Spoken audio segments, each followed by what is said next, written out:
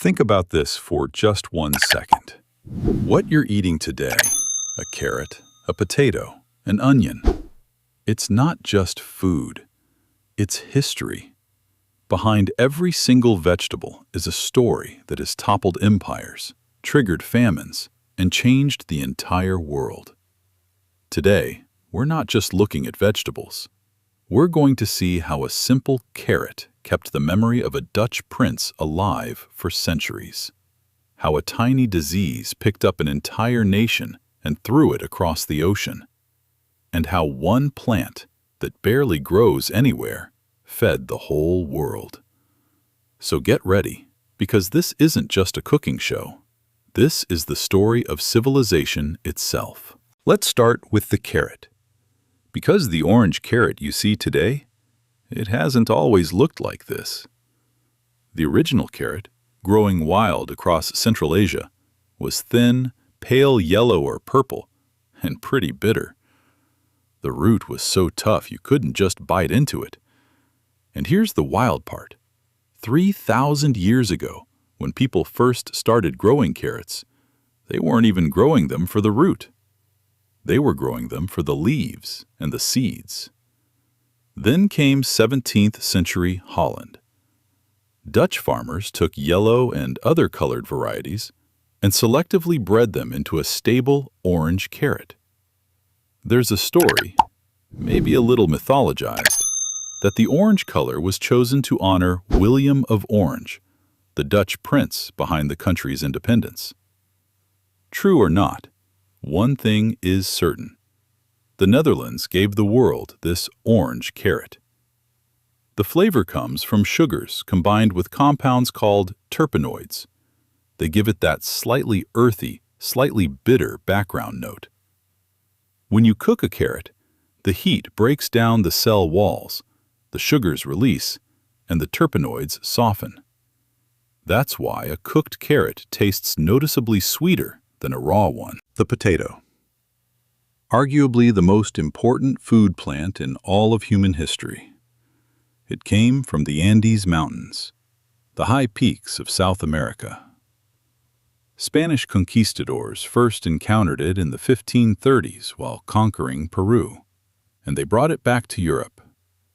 But people weren't feeling it. In France, they called it pig food. They said it caused disease. Then one pharmacist changed everything. Antoine Augustin Parmentier. This guy was a prisoner of war in Prussia, and that's where he realized how powerful the potato really was. Back in France, he pulled off what might be history's first marketing hack. He planted a massive potato field outside Paris, put guards on it during the day, then removed them at night. People figured if it's guarded, it must be valuable, and they started stealing the potatoes and planting them themselves. Frederick the Great of Prussia saw the caloric potential and literally forced farmers to grow potatoes. Europe got fed. Populations exploded. The Industrial Revolution happened. Western empires expanded. But then came Ireland's darkest chapter. By the 19th century, most of Ireland's population was surviving almost entirely on potatoes. In the 1840s, a fungal blight wiped out the entire crop. The Great Famine. Millions died.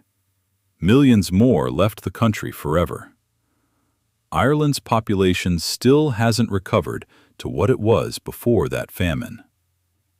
One small underground tuber, and because of it, an entire nation's identity was permanently changed.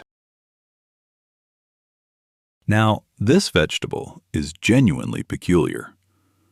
When you eat an artichoke, you are literally eating the flower bud of a giant thistle plant, one that never got the chance to bloom.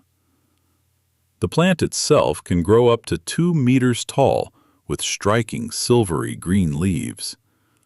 It's native to the Mediterranean, likely North Africa or Sicily. Ancient Greeks and Romans were already eating it.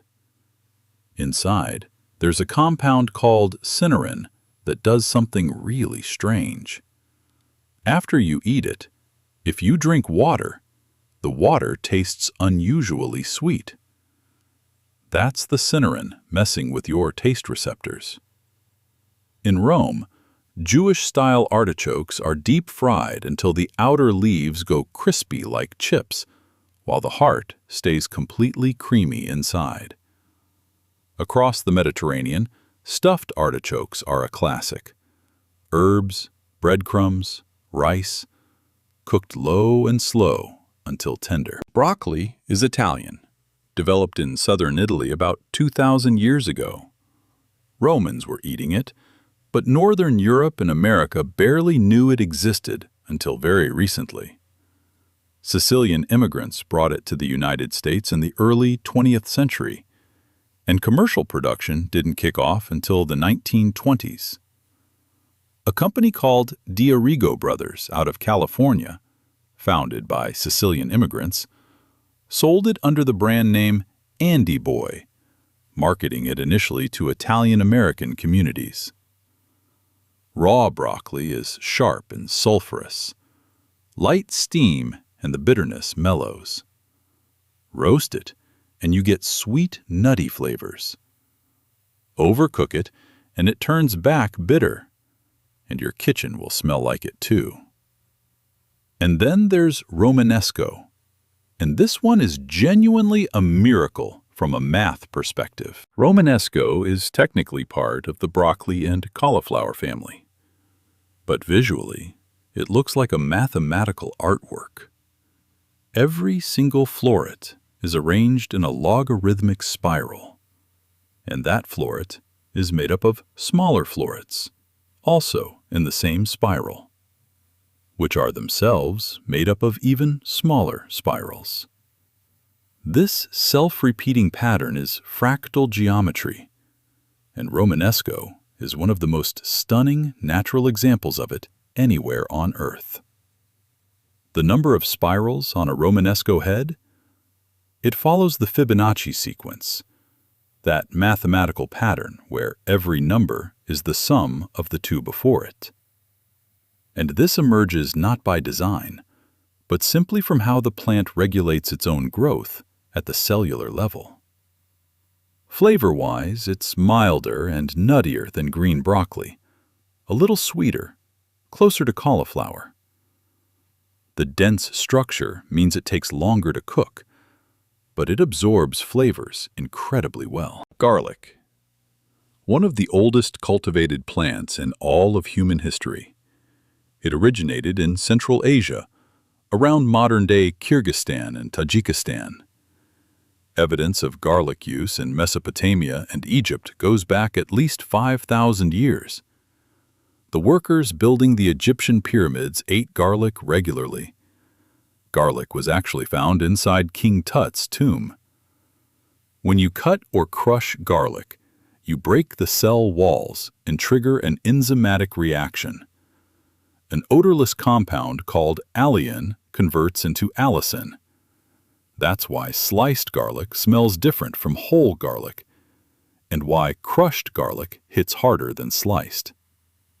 Raw garlic is sharp and intense. Lightly sauté it, and it becomes aromatic and almost floral. Slow cook it, and it turns sweet and silky. Roast a whole head, and you get something mild, spreadable, with almost no bite at all. And this isn't just food. Garlic has a long documented history in medicine. Allicin has real antimicrobial properties. Research has linked regular garlic consumption to modest reductions in blood pressure and cholesterol. Asparagus is one of the rare perennial vegetables, meaning the same plant keeps producing food year after year, for decades, if you manage it right. It's native to the eastern Mediterranean, North Africa, and Western Asia. In ancient Rome, and this is real, there was an asparagus fleet, a dedicated group of ships whose entire purpose was to transport asparagus quickly across the empire. a navy for a vegetable. The flavor is grassy, fresh, and slightly bitter. Freshness is everything with asparagus. The sugars start converting to starch almost immediately after harvest. That's why asparagus from a farmer's market, cut that same morning, tastes noticeably better than the supermarket version that's been shipped and sitting around. Okay, this one is going to surprise you. The loofah gourd, from Southeast Asia, mainly India and Vietnam, is in the cucumber family. When it's young, you can eat it like a vegetable. The taste is mild and slightly sweet, kind of like zucchini. It's common in stir-fries and soups across China, and shows up in curries across India. But, and here's the twist, if you let it fully mature and dry out, the inside develops into a thick network of fibers. Those fibers, cleaned up, are the loofah sponges you find in bathrooms. And during World War II, they became something else entirely. Those dried fibers were used as filters inside diesel and steam engines. Before Pearl Harbor, Japan was supplying most of the loofah to the United States. After the attack, Americans started growing them at home for industrial use. Helmet padding, insulation, medical equipment, a bathroom sponge that helped fight a world war. Sweet corn exists because of a mutation.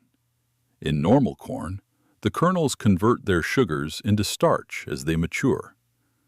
Sweet corn carries a mutation that stops that process, so the kernels stay sweet.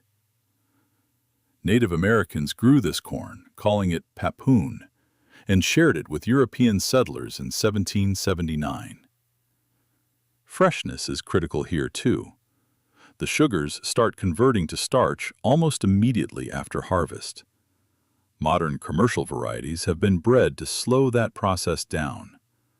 Super sweet types can hold their sweetness for a week or more after harvest. The trade-off is thinner, less milky kernels, and a flavor that's a little one-dimensional compared to the older varieties. Blue corn, widely grown by Pueblo peoples and in Mexico, has a nuttier, earthier flavor and that distinctive blue-gray color. It's what goes into blue tortillas and blue cornmeal. And corn, by total weight of production, is the single most widely grown crop on the planet. Is unknown, but it likely also came from Central Asia around modern-day Pakistan. Ancient Egyptians depicted onions in tomb paintings and actually paid workers building their monuments partly in onions. The spherical layered structure, those concentric rings, was seen by some ancient cultures as a symbol of eternity. Worlds within worlds. Onions contain sulfur compounds just like garlic. Cutting them releases compounds that irritate your eyes. Chilling them or using a sharp knife helps. Fewer cells get damaged, less compound gets released. Raw onion is sharp and pungent. Heat breaks everything down and the sugars caramelize. Properly caramelized onions, cooked low and slow for 45 minutes to an hour, are deeply sweet, with complex umami notes and an almost jam-like texture. Vidalia onions from Georgia are so regionally specific that the name is legally protected. Only onions grown in a specific part of Georgia can legally be called Vidalia. Their sweetness comes from the area's unusually low sulfur soil. Eggplant is often called the king of vegetables because it soaks up flavor like nothing else. It's called eggplant in America because early Europeans encountered white, egg-shaped varieties. Aubergine came through French from Arabic. It's native to South Asia. Evidence of cultivation in India and China goes back at least 2,000 years. Arab traders carried it to Persia and North Africa, and from there it spread into the Mediterranean. In medieval Europe, people were genuinely scared of it. They blamed it for fevers, for madness. The Italian name melanzana is sometimes said to derive from mela insana, insane apple. The etymology is disputed, but it tells you everything about how people felt about it. Eggplant is highly porous, the cellular structures full of air pockets. Charred over an open flame or roasted at high heat, and the flesh collapses inward. The air escapes. The interior becomes silky, smooth, and creamy. That collapse is the entire basis of baba ganoush. Char the whole eggplant until the skin blackens. Scoop out the flesh. Mix with tahini, lemon, and garlic. Bitter melon is intensely aggressively bitter. Think raw grapefruit peel or medicinal herbs, but with a crunchy, watery texture like a cucumber. It's used in small amounts to balance richer, fattier, or sweeter elements in a dish. In Chinese cooking, it's stir-fried with fermented black beans and beef or pork. The salt and umami of the fermented beans push back against the bitterness. In Japan, it's the defining ingredient of Okinawan cuisine, where it's called goya. In India, it's stuffed, thinly sliced and fried, or used in chutneys. Frying until crispy reduces the bitterness and adds a pleasant edge. It's been studied in traditional medicine across South and Southeast Asia for potential blood sugar-lowering effects. Some clinical studies have found modest effects on glucose metabolism, but results are inconsistent and it's not used as a pharmaceutical treatment. Rhubarb is a vegetable that is almost exclusively treated as a fruit. Pies, crumbles, jams, compotes, the tart celery-like stalks of a leafy plant. It's native to the cold climates of China, Mongolia, and Siberia, where the roots were used in traditional Chinese medicine as a digestive treatment and purgative. The dried roots sold for extraordinary prices in medieval European markets, more expensive by weight than many valuable spices. Because getting it out of Central Asia was so difficult and the perceived medicinal value was so high. The idea of actually eating the stalks only emerged in England in the 18th century, after forced indoor cultivation was developed. English growers discovered that rhubarb forced in warm, dark sheds during winter produced pale pink, tender stalks that were far more delicate than outdoor varieties. That forced rhubarb is still harvested by candlelight today, because light toughens the stalks. The stalks are sharp and tart from malic and oxalic acid, similar to the sourness of unripe fruit. Strawberry and rhubarb is a classic pairing because the sweetness balances that acidity perfectly. One critical warning: rhubarb leaves are toxic. Never eat them. So think about it. From the carrot to the bitter melon, from the potato to the artichoke, every single vegetable carries an entire world inside it. The orange color of a carrot holds the shadow of a Dutch prince. The skin of a potato holds the weight of Ireland's greatest tragedy. A bathroom loofah sponge carries the memory of World War II. And a head of Romanesco broccoli contains a mathematical elegance that no human designer could ever replicate. The food we eat is not just nourishment, it's history, it's civilization. It's thousands of years of labor, trade, conquest, and survival, compressed into something you can hold in your hand. So next time something lands on your plate, pause for just a second. Ask yourself, where did this come from? How did it get here? What story does it carry? Because eating isn't just about filling your stomach. It's about understanding where we came from. And hey, if this video made you look at your food a little differently, then we did our job today. If you enjoyed it, hit that like button. It genuinely helps this channel reach more people who love learning stuff like this. And if you're new here, consider subscribing, because we do this for everything. History, science, food, nature, all the fascinating stories hiding in plain sight that nobody ever told you about. Got a vegetable, a food, or a topic you want us to cover next? Drop it in the comments below. We read every single one, and your suggestion might just become our next video. We'll see you in the next one.